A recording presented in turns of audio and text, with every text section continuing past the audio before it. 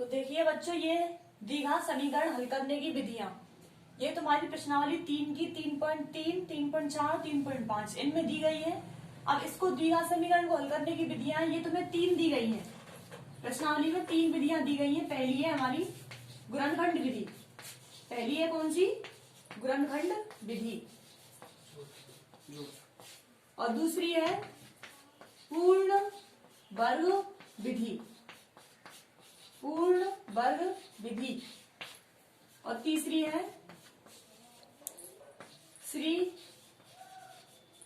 श्रीधराचार्य विधि। श्रीधराचार्य विधि। और इसी का ही दूसरा नाम है द्विघात विधि। ये तुम्हारी प्रश्नावली में दी गई है। एक 3.3 में गुणनखंड विधि है, 3.4 में ये है, फिर श्रीधराचार्य विधि है। तो इन तीनों विधियों को तुम्हें पढ़ना है और ये द्विघात समीकरण को हल करने की विधियां हैं। तो इसके लिए मैं कोई तुम्हें एग्जांपल लेती हुई है, उसके हिसाब से तीनों विधियों को एक ही प्रश्न के माध्यम से तुम्हें मैं बताऊंगी। Factor method, full square method and द्विघात विधि, श्रीधराचार्य मेथड। तो इसके लिए मैं तुम्हें क्वेश्चन लेती हूँ, उसी की सहायता से मैं तुम्हें तीनों प्रश्नों को बता दूंगी। पहले गुणनखंड विधि।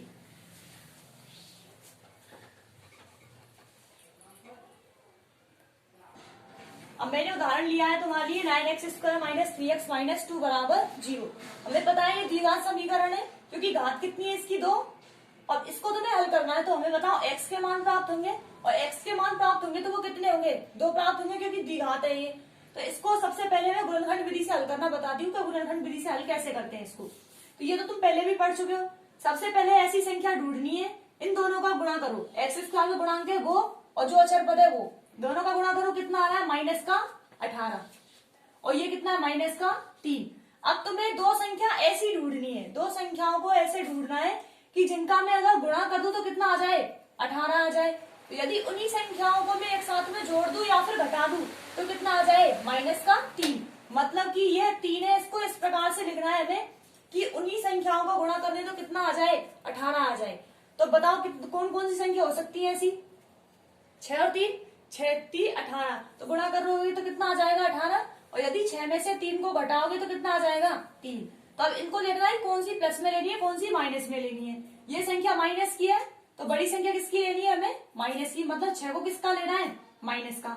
तो इसको तो रखो ऐसा ही, 9x² माइनस बड़ी संख्या लेनी है माइनस की, तो ये हो जाएगा 6x - 3x। क्योंकि 6 3 दोनों को गुणा करोगे तो 18 आ जाएगा, और इनको दोनों को जोड़ोगे या फिर घटाओगे तो किसका हो जाएगा? ये माइनस का बचेगा। 3 दोनों को घटा दोगे तो, और यही हमें चाहिए। और फिर कितना है? -2 = 0। इसका मतलब ये है कि 3x को हमने इस प्रकार से लिख दिया है कि 6x में से मैं 3x को घटा दूं तो कितना बचेगा? 3x। क्योंकि ये माइनस की बड़ी संख्या है तो माइनस का ही आने वाला है। तो इसको लेके फिर तुम्हें क्या करना है? इन पहले दो स्टेप में से तुम्हें क्या करने हैं? जो भी कुछ कॉमन आ रहा है उसको कॉमन निकालना है।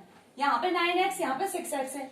9x² है, यहाँ 6x है, तो x तो सब में दोनों में कॉमन आ ही रहा है। अब यहाँ पे इन दोनों में और क्या कॉमन आ रहा है? 3 भी तो कॉमन आ रहा है साथ ही, तो 3 कॉमन निकाल दिया। बताओ यहाँ से कितना बचेगा? 3x। कॉमन लेने का मतलब होता है भाग देना। किसी भी संख्या में से कॉमन निकाल रहे हो मतलब उसी का तुम उसमें भाग दे रहे हो। तो 3x का इसमें भाग दिया तो कितना बचेगा? 3x। और यहाँ पे 3x का भाग दिया तो कितना बचेगा? -2। अब तुम्हें यहाँ से भी ऐसी संख्या कॉमन लेनी जिससे कि जो कोष्टक में संख्या बचे वो इस प्रकार की बचे। तो 3x - 2 यहाँ पे, 3x - 2 यहाँ पे, मतलब हमें कॉमन कितना निकालना होगा? 1। तो इसका मैं 1 कॉमन निकाल लिया लो, और वो भी किसका होना चाहिए? प्लस का। और यहाँ पे कितना बचेगा? 1 का भाग दोगे 3x में तो 3x ही आएगा, और 2 में भाग दोगे तो 2 ही आएगा, और बराबर में कितना चल रहा है? 0। अब देखो इन दोनों स्टेपों में से क्या चीज कॉमन आ रही है? 3x - 2। तो 3x - 2 निकाल दिया लो कॉमन। 3x - 2 कॉमन निकाल दिया तो यहाँ से तो कितना बचेगा? 3x। यहाँ से कितना बचेगा? प्लस का 1, और बराबर कितना चल रहा है? 0। अब जहां भी 0 हो तो तुम इन दोनों को अलग अलग 0 के बराबर कर सकते हो। 3x - 2 = 0, और इधर 3x + 1 = 0। यहाँ से 3x, x का मान निकालना है 2, तो x बराबर कितना आ जाएगा? 2/3। और यहाँ से x बराबर क्या हो जाएगा?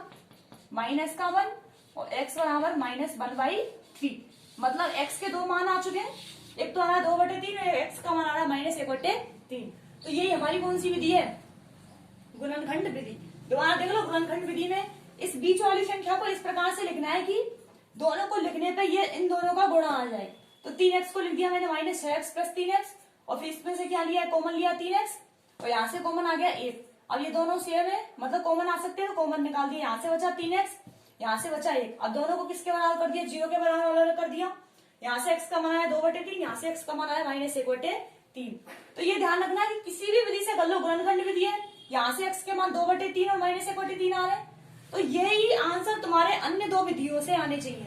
अन्य दो विधि कौन कौन सी, पूर्ण वर्ग विधि और तीसरी कौन सी है, धराचार्य विधि। तो पहली विधि तो ये है। अब इसी को मैं दूसरी विधि से करके बताती हूँ कि दूसरी विधि से कैसे करते हैं इसको। अब ये हमारी दूसरी विधि पूर्ण वर्ग विधि, 9x²। वही वाला एग्जाम्पल ले रही हूँ दोबारा से, इसी से पता चल जाएगा आंसर दोनों के सेम आते हैं तो सही है हमारा। 9x² माइनस 3x माइनस 2 बराबर 0। तो इस विधि में सबसे पहले हमें क्या करना होता है वो देखो। सबसे पहले हमें जो x² का गुणांक है उसको इकाई बनाना होता है। जो भी x² का गुणांक है उसको 1 बनाना है। और यहाँ पे बताओ कितना है, 9 है, तो मतलब 1 नहीं है। तो इसको 1 बनाने के लिए जो भी तुम्हें संख्या होती है x² के आगे, मतलब कि x² का जो भी गुणांक है उसका तुम्हें सब में भाग दे देना है। तो भाग दो इसमें, बताओ 9x², इसमें लिख दो x² का गुणांक 1 बनाने के लिए, x² का गुणांक इकाई बनाने के लिए, इकाई बनाने के लिए 9 का भाग देने पर, सब में देना है भाग देने पर। और यहाँ पे 9x² बटे 9 दे दिया, इसमें देना है माइनस 3x बटे 9, और ये हो जाएगा 2/9 बराबर 0। और 0 में 9 का भाग दोगे तो 0 ही आने वाली है, तो इसको 0/9 लिख लो, या फिर सीधा ही 0 लिख लो, कुछ भी लिख लो, कोई फर्क नहीं पड़ेगा इससे। तो मैं इसको सीधा 0 लिख देती हूँ। यहाँ पे बना लिया, बताओ 9 से 9 कैंसिल, तो यहाँ पे कितना हो जाएगा, ये x² हो गया।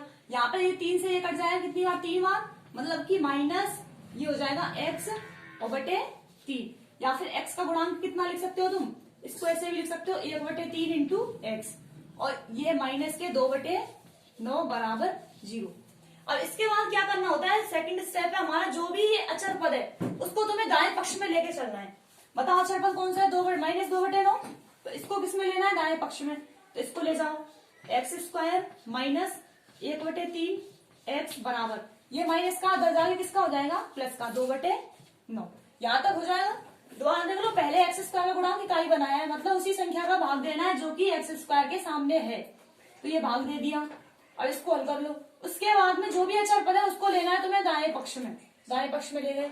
अब इसके बाद में क्या करना है, ये देखो ध्यान से, यहाँ पे ध्यान देने वाली चीज है, जो भी x का गुणांक है, जो भी x का गुणांक है तुम्हारा, x के गुणांक का करना है तुम्हें आधा। x का गुणांक कितना है बताओ, मतलब कि जो x के आगे गुणा के रूप में है वो कितना है, 1/3।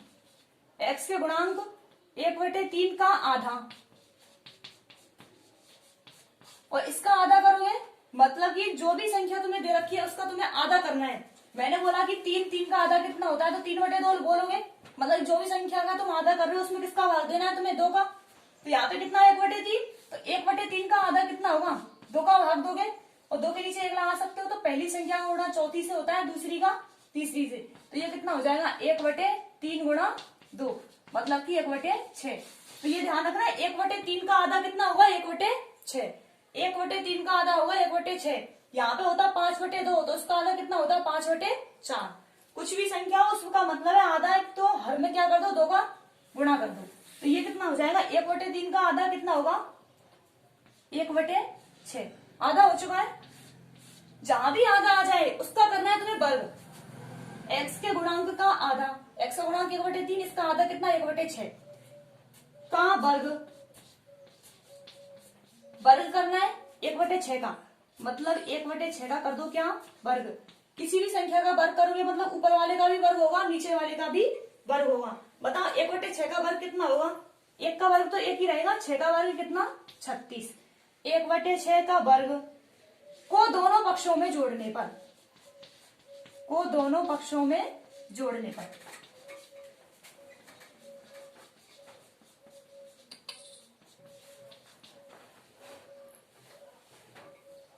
क्या तक आ गई। 1/36 को दोनों पक्षों में जोड़ने पर, अब यहाँ पे दोनों पक्षों में जोड़ने पर है, दोनों में जोड़ूंगी इसको तो उधर जोड़ रही हूँ इसको, देखो ये कितना है एक्स स्क्वायर माइनस 1/3x। अब किसको जोड़ना है हमें 1/36 को दोनों तरफ, तो यहाँ लिख दो 1/36 को जोड़ना है, 1/36 जोड़ दिया इधर। अब फिर इधर भी जोड़ना है, बराबर 2/9 प्लस 1/36 जोड़ दिया। अब इसको जोड़ना है, अब क्या करना है इसको ध्यान से देखना है यहाँ पे। अब तुम्हें इस स्टेप में करना है, पहले तो देखो ये कितना है x, तो x को लिख दो यहाँ x लिख दिया। अब ये माइनस का चिन्ह है तो माइनस का चिन्ह लगा दो।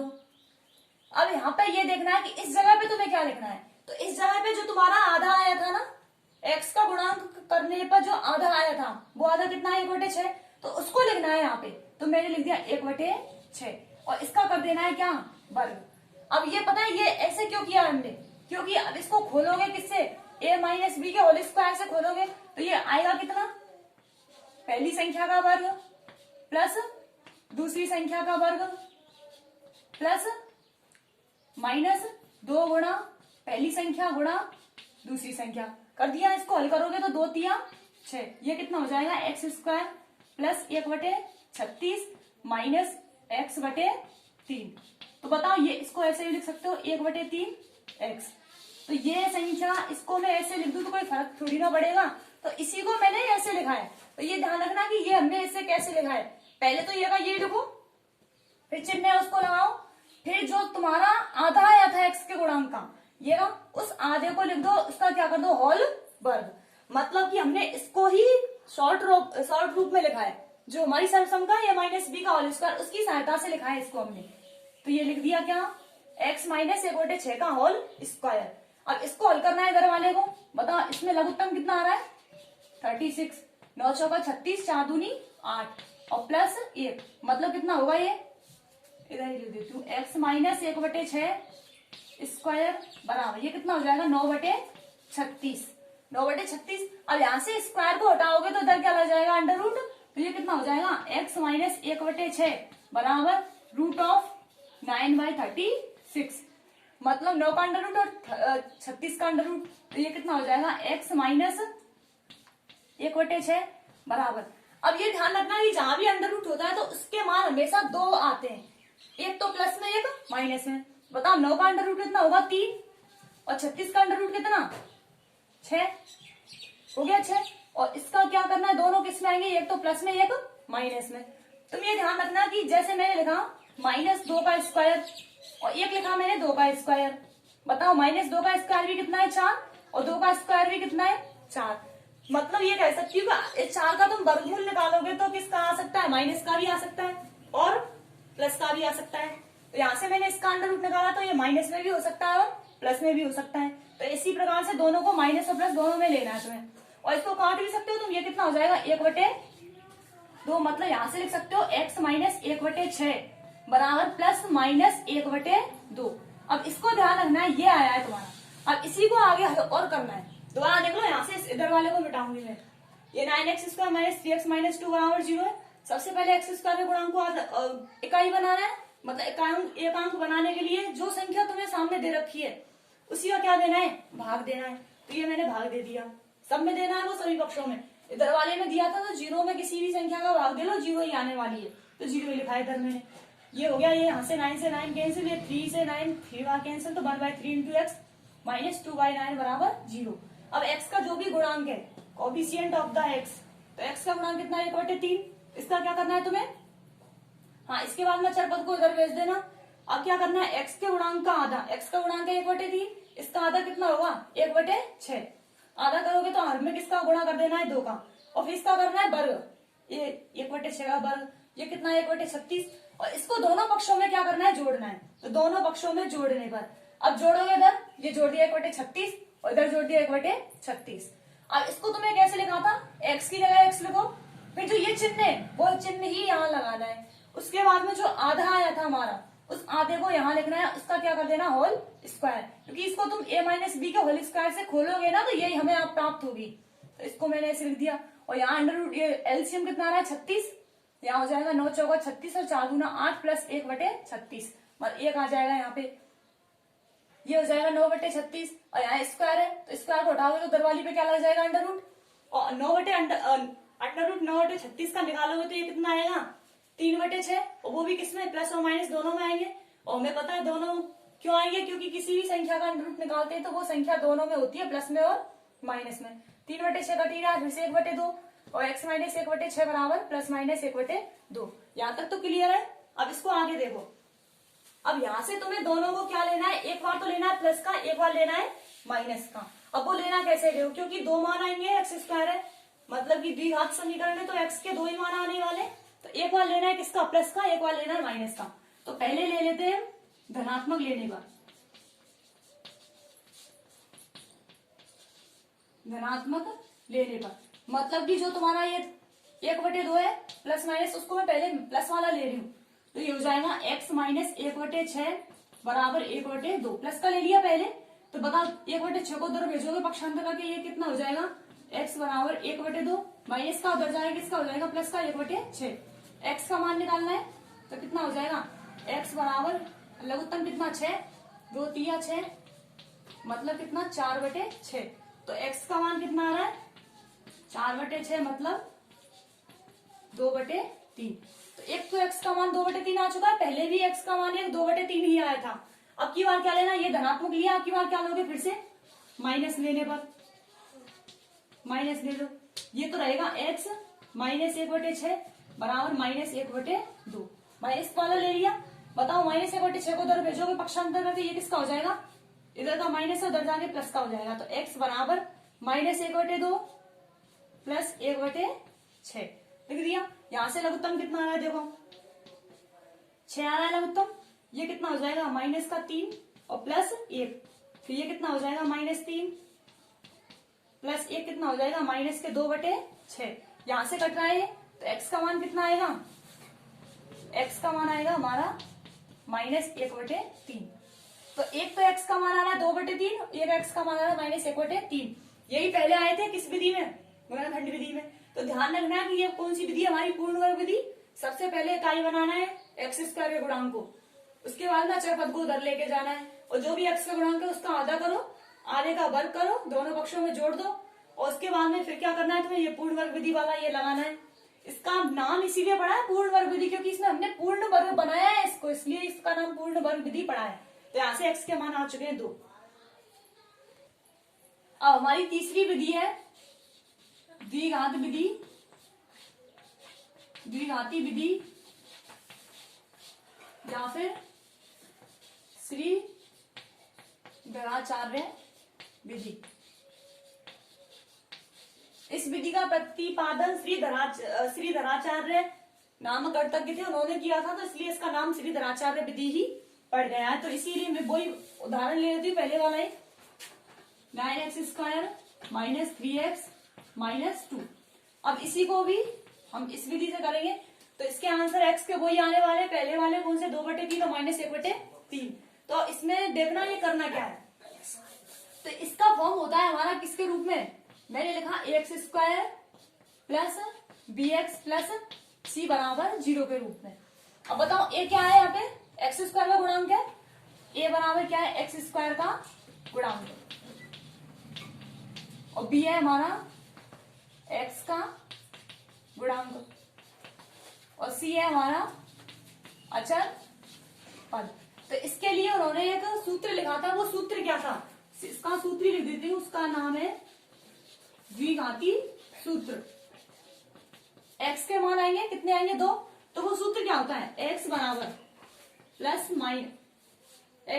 Minus b plus minus root of b² minus 4ac by 2a। हमें पता है x के मान प्राप्त होने क्योंकि x के मान ही आएंगे इसमें माइनस b जो b क्या है हमारा x का गुणांक है तो b कितना हुआ यहाँ पे -3 फिर क्या है a कितना x² का गुणांक वो कितना है 9 c क्या है अचर पद और वो कितना है -2 और फिर ये पता ही हमें तो इसमें ये लगाना है तुम्हें ये सूत्र इस सूत्र की सहायता से ही तुम्हें इस प्रश्न को हल करना है। ये हमें पता है x² plus bx plus c के रूप में एक है x² का गुणांक b है x का गुणांक c है अचर पद और सूत्र है इसका x बराबर -b plus minus root of b² minus 4ac by 2a। अब इसमें मैं बता देती हूँ, देखो ए का मान कितना है, ये सूत्र है, इधर लिख देती हूँ। ए का मान कितना है यहाँ पे हमारा 9, ए का मान 9। बी क्या है, एक्स का गुणांक मतलब कितना, माइनस के 3, और इसमें चिन्हों के साथ ही लेके चलना है तुम्हें। सी क्या है, माइनस के 2। तो जो भी तुम्हें मान दे रखे हैं उसी को तुम्हें इसमें पुट करना है बस। तो देखो इसको करना कैसे, ये लिख दिया, सूत्र हमारा एक्स बराबर minus B plus minus root of B square minus 4ac by 2 है। एक्स बराबर हमारे मान मिलेंगे, एक्स बराबर माइनस बी, बी का मान कितना, माइनस का 3, और ये माइनस पहले से ही है, तो माइनस ऑफ -3, ठीक है।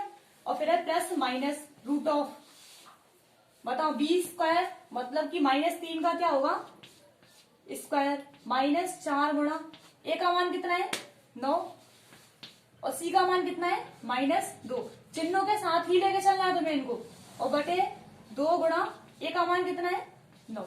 अब इसको हल करना है, एक्स बराबर प्लस माइनस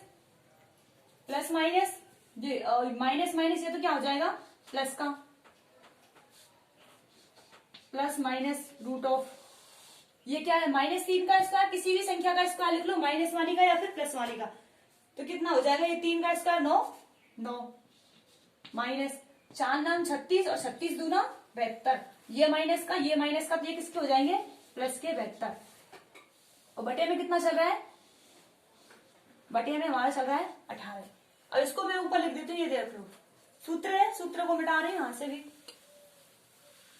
ये आ रहा है हमारा इधर, माइनस और माइनस क्या हो गया प्लस माइनस, 3 का वर्ग 9 और 4 9 चौका 36 और 36 दूना 72, और दोनों माइनस के तो किसका हो जाएगा ये प्लस का, और 9 दूनी 18। अब इसको हल करना है, कैसे देखो, वो एक्स है, एक्स रहने दो बराबर 3 है, 3 रहने दो, plus minus under root of, बताओ ये कितना हो जाएगा 81, और बटे में कितना आ रहा है 18। अब इसको हल करो, 81 का इसका अंडर रूट लगाना है तो कितना आएगा वो 9, तो वो कर दो लो, इधर लिख देती हूँ, एक्स बराबर 3 की जगह 3 प्लस माइनस ये कितना हो जाएगा 9, और बटे में कितना आ रहा है 18। अब ये हो गया। अब इसमें तुम्हें पहले की तरह ही क्या लेना है, एक तो प्लस में लेना है, एक माइनस में लेना है। तो इसमें मैं सबसे पहले वही पहले की तरह क्या ले लेती हूँ, प्लस ले लेते हैं। तो सबसे पहले प्लस लेने पर, यहाँ भी 2 लेने हैं क्योंकि एक बार प्लस एक बार माइनस है, प्लस लेने पर तो ये क्या हो जाएगा, देखो एक्स बराबर 3 प्लस 9 बटे 18, 3 और 9 12, 12 बटे 18, ये कटने पे कितना आएगा 6 से काट लो, 6 दूनी 12, 6 × 18, मतलब एक्स का मान कितना है 2 बटे 3। अब क्या लेना है, एक बार प्लस ले लिया, एक बार लेना माइनस लेने पर, ये बताओ क्या हो जाएगा, x बराबर 3 माइनस 9 बटे 18, बताओ ये कितना हो जाएगा, x बराबर 3 माइनस 9 मतलब कि -6 बटे 18, तो x बराबर कितना हो जाएगा, ये 6 × 18 माइनस के 1 बटे 3। तो यहाँ से x का मान वही पहले की तरह 2 बटे 3, x का मान -1 बटे 3, यही हमारे पहले आए थे। तो इसको ध्यान रखना है, द्विघाती विधि है, गणाचार्य विधि भी बोलते हैं इसे, x² - 3x - 2 सूत्र लगाओ, इसको सूत्र की सहायता से सीधा ही निकाल सकते हो। ये हमारे किसके मान है, x के मान। तो ये तीनों विधियों की सहायता से x के मान सेम आ रहे, मतलब कि हमारे तीनों आंसर सही है। तो ये किसी भी विधि से कर सकते हो, पेपर में कोई ये नहीं आता है कि तुम्हें ये विधि लेके चलनी है, जो तुम्हें इजी पड़ती है वो लगा सकते हो। अगला टॉपिक है हमारा 3.5 में है, ये विविक्त कर रहे मूलों की प्रकृति, discriminant and the nature of the roots. अब इसमें क्या है, विविक्त कर है, तो अभी हमने जो पढ़ा था द्विघाती सूत्र, वो क्या था, x बराबर -b plus minus root of b² - 4ac by 2a। तो जो ये सूत्र लिखा है ना, इसी में ये मान है हमारा b² - 4ac, b² - 4ac, b² - 4ac, इसी को क्या कहा जाता है, विविक्त कर, डिस्क्रिमिनेंट इसी को कहा जाता है। तो ये इसको बोलते हैं, डिस्क्रिमिनेंट है तो इसको डी बोला जाता है, विविक्त कर। तो b² - 4ac का मान निकालने पे हमें क्या पता चलता है, डी का मान। तो ये देखना है कि डी जो हमारा होता है उसके हिसाब से जो तुम्हें बहुपद दे रखा है, जो समीकरण दे रखा है, उसके मूलों की प्रकृति किस प्रकार की होगी, मूल वास्तविक होंगे या फिर काल्पनिक होंगे। मैं इसके लिए तुम्हें कोई उदाहरण पहले तो इसी को बता देती हूँ। ये तुम्हारा बी स्क्वायर माइनस 4ac, इसके मान या तो धनात्मक हो सकता है या फिर 0 हो सकता है या फिर ऋणात्मक हो सकता है। तो इसका मतलब है बी स्क्वायर माइनस 4ac, यदि इसका मान 0 से बड़ा है, मतलब कि बताओ बी स्क्वायर माइनस 4ac है, इसका मान 0 से बड़ा है, मतलब ये संख्या कैसी होगी हमारी, धनात्मक ही तो होगी, क्योंकि 0 से बड़ा है तो धनात्मक ही तो होगी संख्या। मतलब बी स्क्वायर माइनस 4ac धनात्मक है, तो इसके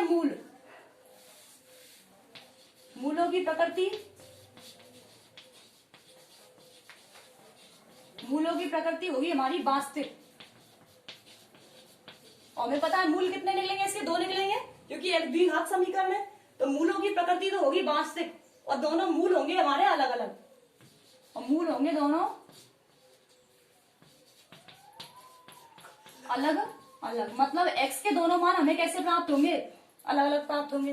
कब होंगे, बी स्क्वायर माइनस 4ac का मान जो 0 से बड़ा होता है, मतलब धनात्मक होता है। ये तो पहली स्थिति है। अगला है हमारा दूसरा, बी स्क्वायर माइनस 4ac यदि 0 के बराबर आ जाए, या तो बड़ी आ जाए या फिर 0 के बराबर आ जाए, तो मूलों की प्रकृति होगी वास्तविक। मूलों की प्रकृति कैसी होगी, वास्तविक, और दोनों मूल होंगे कैसे, समान। मूल कैसे होंगे, समान। जैसे यहाँ पे 0 आया था, 0 से बड़ी आई है, धनात्मक आई है, तो मूल वास्तविक ही होंगे और अलग अलग होंगे। और बी स्क्वायर माइनस 4ac का मान 0 के बराबर है, तो वास्तविक होंगे और दोनों समान होंगे। और तीसरा है बी स्क्वायर माइनस 4ac का मान लेस देन 0, मतलब कि छोटा हो, या फिर बोल सकते हो तुम ऋणात्मक। तो मूलों की प्रकृति कैसी होगी, काल्पनिक।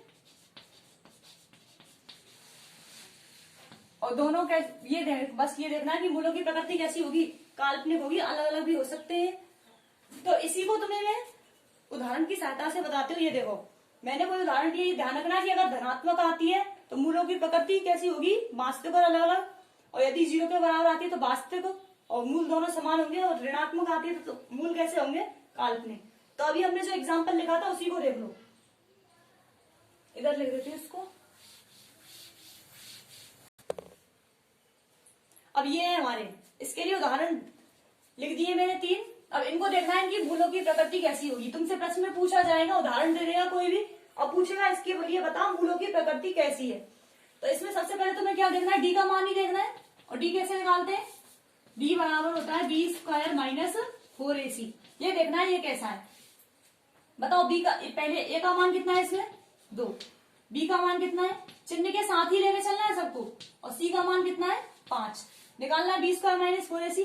बी स्क्वायर है, बी स्क्वायर मतलब कि -3 का square, B square minus 4। A का मान कितना है, 2। सी का मान कितना है, 5। अब इसका मान देखो कितना आ रहा है, ये होगा 9। माइनस वाली संख्या हो प्लस वाली हो, दोनों प्लस में ही आएगा। और ये कितना हो जाएगा, 5 दूनी 10 और 10 चौका 40, मतलब कितनी आ रही है ये, माइनस के 39। और बताओ ये कैसे, माइनस के 31। बताओ ये कैसी संख्या है हमारी, ऋणात्मक है। और ऋणात्मक में हमने अभी क्या देखा था कि यदि B square minus 4ac less than 0 हो तो उसके मूल कैसे होते हैं, मूल होते हैं उसके काल्पनिक। तो बताओ इसके मूल कैसे होंगे, काल्पनिक। और यदि मूलों को निकालना है तो कोई सी भी विधि लगाओ, जो अभी हमने 3 विधियां पढ़ी थी उसमें से कोई सी भी लगा लो, इसके मूल कैसे आएंगे, दोनों काल्पनिक आएंगे। तो ये तो पहला है, तो इसीलिए तुम्हें बताना है कि कैसी इसकी प्रकृति होगी, तो मूल इसके होंगे कैसे, काल्पनिक। अब ये देखना है, इसको देखो, इसमें बताओ ए का मान कितना है, 2। बी का मान कितना है, 1। एक्स का गुणांक बी। और सी का मान कितना है, माइनस का 1। वही लगाना, B square minus 4ac। B square का मान कितना, 1 का स्क्वायर माइनस 4। ए का मान कितना, 2। सी का मान कितना, माइनस का 1। बताओ ये हो जाएगा 1 माइनस, ये माइनस और माइनस प्लस, 4 दूनी 8 प्लस का हो जाएगा। अब बताओ ये कितना आ रहा है, 9। मतलब कि बी स्क्वायर माइनस 4ac का मान कैसा आ रहा है, धनात्मक। और धनात्मक होने का भी हमने पढ़ा था कैसे होंगे, मूल वास्तविक होंगे। और पर दोनों कैसे होंगे, क्योंकि धनात्मक है और 0 से बड़ा भी है तो वास्तविक होंगे। और कैसे होंगे, अलग अलग होंगे। और मूल निकालने तो कोई सी विधि लगा दो, उससे हो जाएगा। अब इसको देख लो, इसमें क्या हुआ, इस ए का मान कितना, 2। बी का मान कितना, 5। सी का मान भी कितना, 5। वही लगाओगे बी स्क्वायर माइनस 4ac, मतलब कि 5 का स्क्वायर माइनस 4 गुणा 2 गुणा 5 कितना हो जाएगा 25 और 5 दूनी 10, 10 चौका 40। कैसे आएंगे माइनस में? तो माइनस में कैसे होते हैं काल्पनिक, तो इससे कैसे निकल जाएगा काल्पनिक। और यदि ये संख्या किसके बराबर आ जाती, 0 के बराबर आ जाती, तो दोनों वास्तविक होते और मूल कैसे होते समान होते। ये हमारा क्या है विकर्ण और मूलों की प्रकृति। ये तुम्हारी 3.5 हो चुकी है।